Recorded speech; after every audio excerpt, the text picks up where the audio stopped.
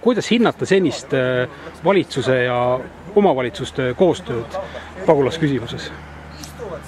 Kuna see teema on ju tulnud täitsa uuena alles siin viimasel aastal teravalt üles, siis võib nimetada, et see protsess on algusjärgus ja osapooled väljendavad oma seisukohti väga selgelt ja püüavad siis selles osas oma arvamuse peale suruda. Et protsess on tuline ja tekitab väga kuuma diskussiooni. Kas siis pagulaste vastuvõtmine võiks ka olla üks selline kriteerium, mille järgi hinnata omavalitsuse haldussuutlikkust? Tõenäoliselt mitte, et see haldussuutlikkus nendest arvudest, mis Eestile praegu siin pagulaste vastuvõtmisel on, et seda ei saa seostada, et need pole omavahel seoses asjad otseselt. Aga omavalitsused tõepoolest on ka väljendavad seisukohti, kus öeldakse, et pagulasi kindlasti ei tohi vastu võtta, on omavalitsusi, kes kaaluvad seda tõsiselt, et siin on nagu väga suur selline arvamuste pluralism on suur.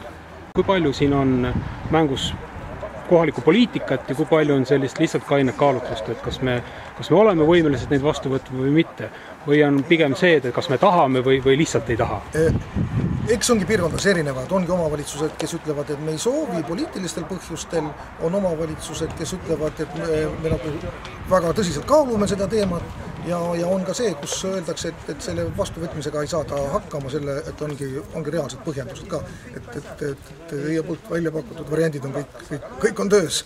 Emotsioone tekitab see teema ja põhjendusega tekitab, sest me vaatame neid kaadreid, mis näitavad seda elu ja olu, kus need inimesed on liikuma hakanud Aafrika põhjakaldal, need on ju hirmsad tegelikult. Seal konkreetsed inimesed tapavad üksteist ja siis põgenevad sealt ära inimesed sõjajalust, siis on mugavuspagulased ehk siis majanduspagulased, siis usuliselt on seal, aetakse taga inimesi, et kõik see seltskond ja kõik ei tule ju siia heade kavatsustega, ma olen selles 100% veendunud.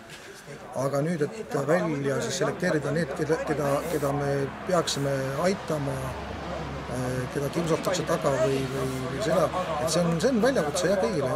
Mida siis omavalitsustele soovitada, et kas tuleb seda teemat kindlasti nagu arutada ja valmis olla, et pigem tuleb neid pagulasi ikkagi juurde? No jah, et täna ju Eestisse tuleb umbes kolmandatest riikidest nimetatud ju 5000 inimest tuleb. Kui me vaatame enda ümber, siis on ju meie tuttava ringkonnas ju kindlasti isikuid, kes ei tonksa ühtegi eestikeelset sõna esimesel aastal ja on kas abiellunud või lapsendatud või mis iganes on.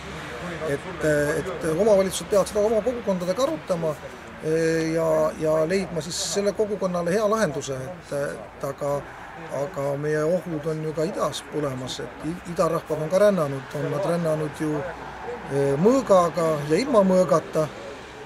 Et meie sellised kõige suuremad hirmud on ju ikkagi seotud ju nende rahvaste rändamisega, mis idast on tulnud ju.